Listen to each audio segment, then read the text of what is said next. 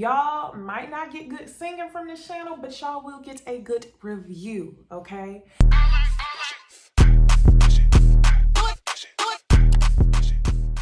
Hey y'all, it's Niecy Dixon. Welcome back to my YouTube channel. If you are new here, welcome. I'm so glad y'all found me for Ready to Love. If you are returning, welcome back. We are getting into a new series. For those of you who are new, I received some TEAMI tea in the mail probably about a week ago. And that came at the perfect timing because I had just recently got engaged. This weekend, I'm about to go look at venues. And I already started stressing myself out over wedding planning. So the last thing I want to be worried about is trying to meet a physical goal or trying to do this or do that. I just want to be focused on my health. So for that reason, I have been using this TEAMI tea green juice. I tested it out for a week so far before I showed it to y'all because I was not gonna bring y'all anything that was not legit. And I'm really feeling this tea, and this is something that I'm going to commit to at least for another 2 weeks to see how I feel about it.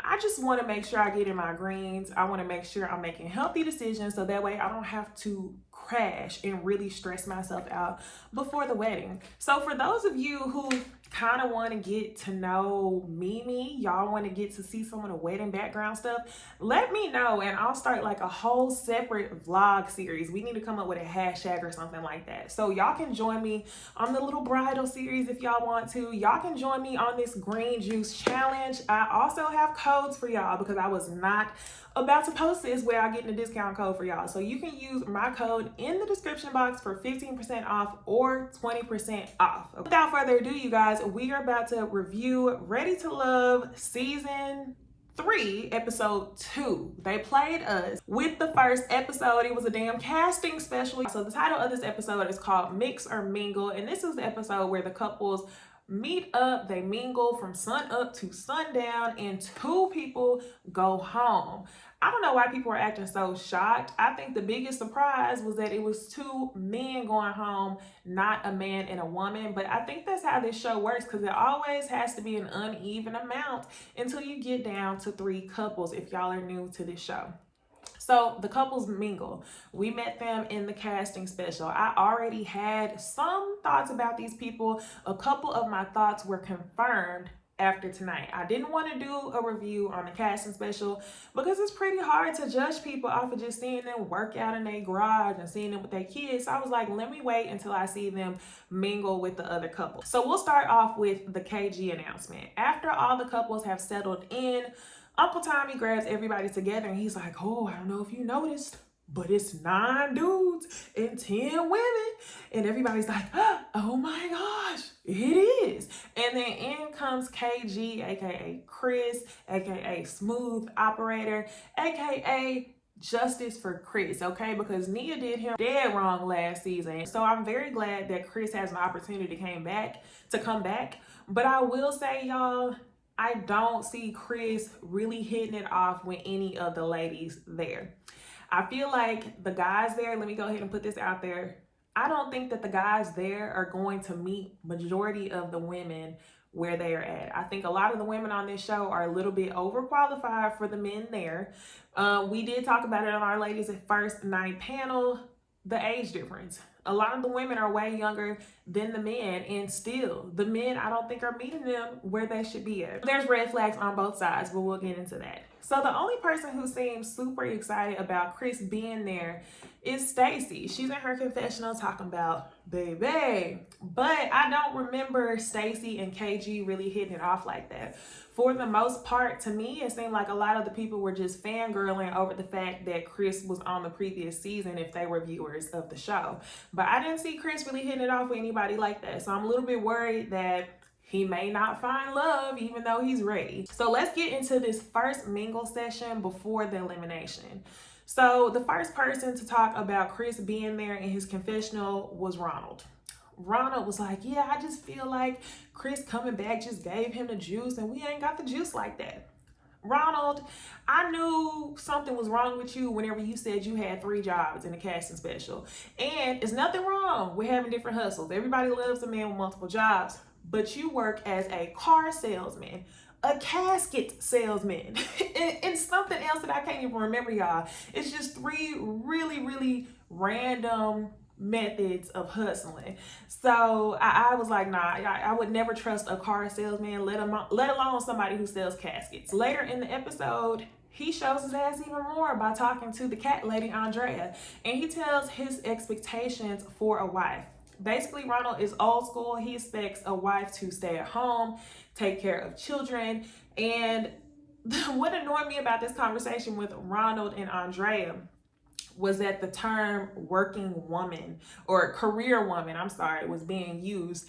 And it just blows my mind that in 2021, we are hearing people use the term career woman. I haven't heard that word in use in so long, because at this point in time, it should be embedded in Ronald's brain that women work careers. Women are whole careers. So I'm not even I'm gonna wait to let y'all know how I feel about elimination. But that's how I feel about Ronald to start off light. So one of the couples that we see hitting it off is Jason and Alexis. Jason is the dude who I thought was gonna go home first. It was something about Jason that I thought was super weird. Y'all seen that episode of America's Next Top Model whenever they take that lace front beard and they just put it on like that? I can't even remember who the model is. I'm gonna try to find a picture. But Jason looks like he has a lace front beard on in combination with a slight overbite. And he also looks to be the youngest person there. So I did not think that that was gonna work in his favor. There's so many bald bearded dudes on this show that I just thought he would not make it. But come to find out, Jason is Alexis's son's basketball coach, who she had been choosing for a while. And to get into Alexis, if you don't know who she is the ex-first lady. And if I'm being honest with y'all, I'm not really feeling Alexis at all. I think Alexis is the epitome of a first lady, of those church people who are like fake church people. It's a difference between religious people, spiritual people, and people who just live in the church. And you know, a lot of that negativity and stereotypicalness that goes with being in the church, people showing up because it's a fashion show and people doing this and doing that. That's the vibe that Alexis gives me. So Alexis is very flirtatious, and she lets it be known that she has been choosing Jason. She lets it know that she thinks he's fine. So we'll see where this relationship goes, but Alexis ends up hitting it off with Troy as well. Now, Troy. Let's go ahead and get into Troy. I'm not feeling Troy either. I saw red flags in that casting special. He was talking about how he loved petite women, so I already knew that he was definitely going to be coming for Alexis. He thinks that he is such a catch. He's this, he's that, but you're 50, you're single, and you're in Houston, so what is the problem? He kisses Alexis on the cheek after them flirting back and forth, and he lets it be known in his confessional that, you know, the kiss on the cheek that's my little thing. It is, because you actually kiss Liz on the cheek as well. And from what we're seeing in future episodes, that kiss on the cheek thing that you think is cute is probably what's gonna get you in trouble. So that's what's going on with Alexis and Troy. We run into Ida. My note for Ida is that Ida is just different. She's walking around saying whatever comes to her mind. She's having a sit down with Jason, and this girl is running her mouth. And y'all, I died laughing whenever she was talking. And then Jason looks up to the sky, the camera pans up, and then it turns into a moon because this girl been talking all night long. And honestly, from Ida's casting special, I knew that she was going to be one of the women that seemed more of like a friend zone, or one of the women that wouldn't be seen as attractive because she was so odd. Another person who I feared may be treated the same way is Tressa. Now, Tressa is the curvaceous comedian with the big fro. One of the things I noticed immediately is the men were walking up to the women and giving out hugs, kisses on the cheeks, but Tressa was straight up shaking their hand hard. Nice to meet you. And I'm like, okay.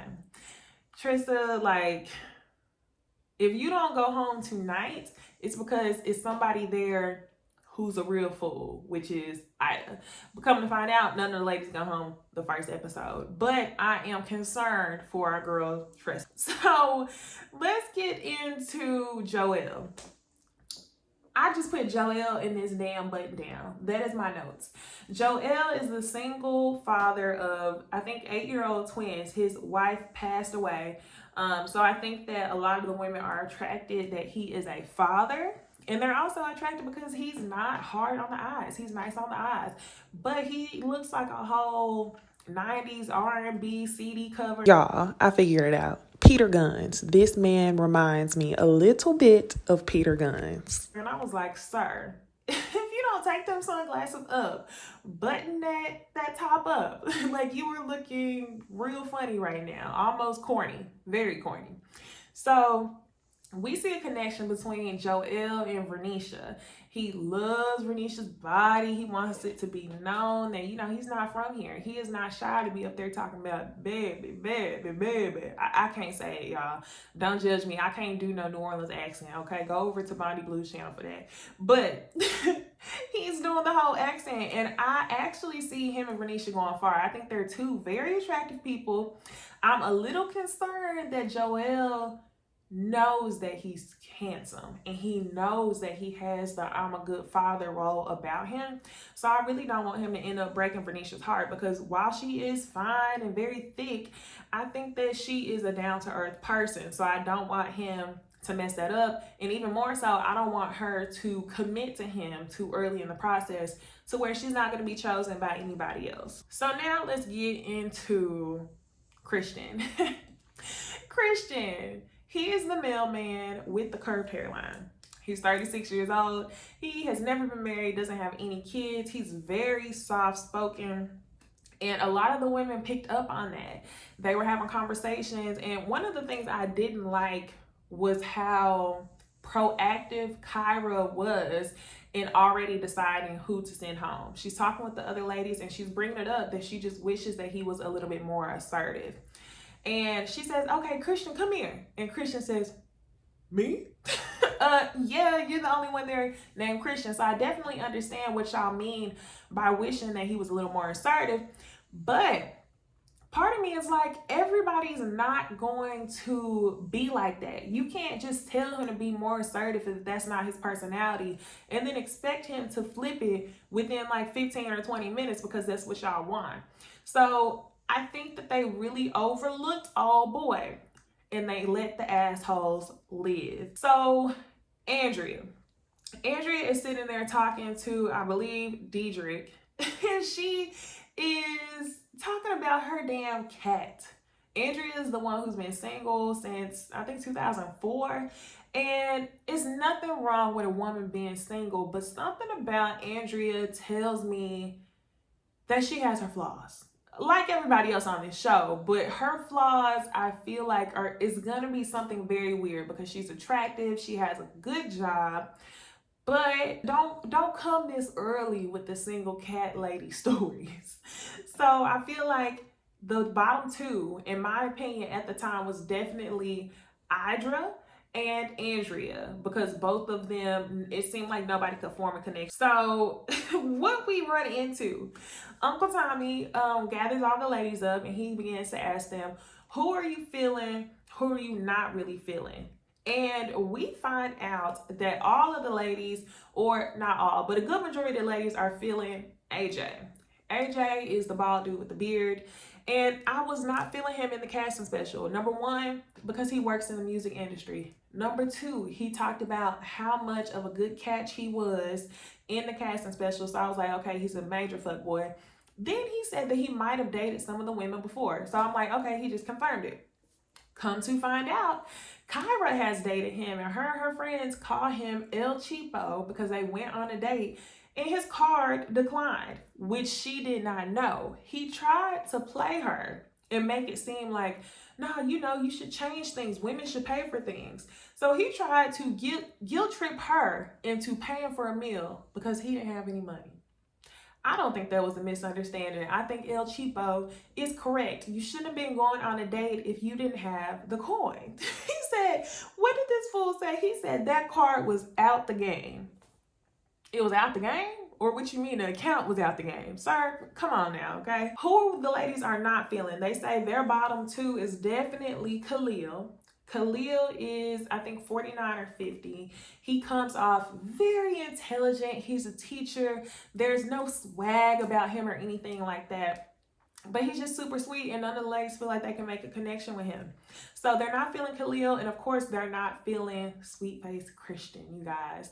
I feel like Christian and Khalil both could have had an opportunity to make a connection if the women didn't judge them so early.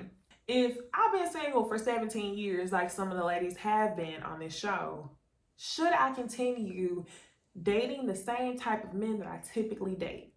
It wasn't that any of the women weren't attracted to Christian, because some of them were. They just didn't think he had swag or assertiveness. Like a lot of the people didn't think that Khalil had swag. So I definitely think that they missed out. So when it comes down to the first elimination, y'all, no surprise, the person who is leaving is Khalil. So shortly after the first mingling session, there's a second one where the men are under the impression that they have to send home a woman. So by the end of the conversations, Uncle Tommy goes around and he takes a vote. Who are y'all feeling? Who are y'all not feeling? I was honestly surprised to see that a lot of the men were feeling Chrysanthemum.